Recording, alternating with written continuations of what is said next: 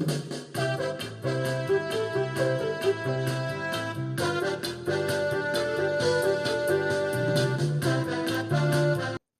मुलांनो, तुमच्या आवडत्या संजय सरांच्या गोष्टींच्या शाळेत तुमचं मनपूर्वक स्वागत. मुलांनो, एखाद्याचं मन जपणं ज्याला जमतं तोच माणूस आयुष्यभर आपल्या स्मरणात म्हणजेच आपल्या आठवणीत राहतो बरं का.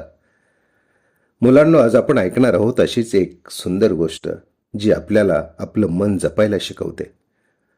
चला तर मग कान देऊन ऐका आजची सुंदर गोष्ट. गोष्टीचं नाव आहे मोठं मन. मुलांनो, एक छोटंसं गाव होतं.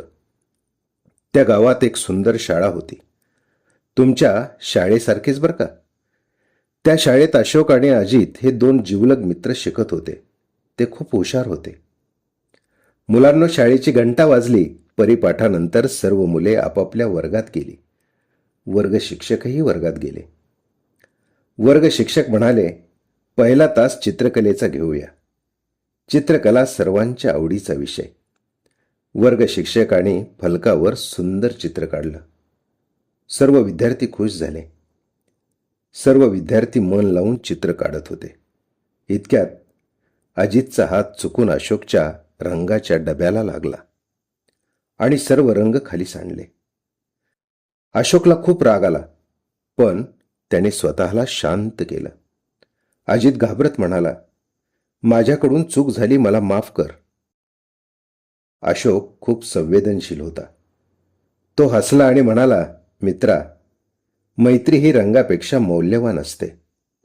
रंग पुन्हा आणता येतील, पण आपली मैत्री तुटली तर ती जोडायला खूप वेळ लागेल. हे ऐकून अजितच्या डोळ्यात आनंद अश्रू आले. अशोकने मोठ्या मनाने त्याला माफ केलं. मुलांनो, दुसऱ्या दिवशी अजितने स्वतःच्या खाऊच्या पैशातून नवीन रंग आणले. तो अशोकला म्हणाला, मित्रा, मला माफ केल्याबद्दल धन्यवाद. आज मला समजलं की चूक मान्य करणं आणि क्षमा करणं ही दोन्ही मोठ्या मनाची लक्षणं आहेत. वर्ग शिक्षकांनी दोघांचं कौतुक केलं. ते म्हणाले, ज्याच्या मनात क्षमा असते त्याच्या मनात राग टिकत नाही. मुलांनो, त्या दिवसापासून वर्गात भांडण झालं तर राग मनात ठेवायचा नाही असं सर्वानुमते ठरलं.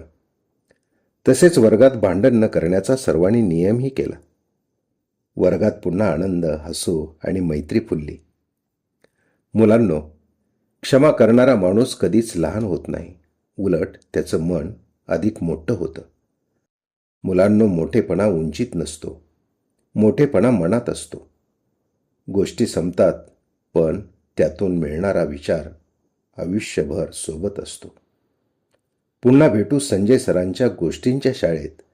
तोपर्यंत रोज एक गोष्ट, रोज एक नवा विचार आणि रोज एक चांगलं काम. धन्यवाद.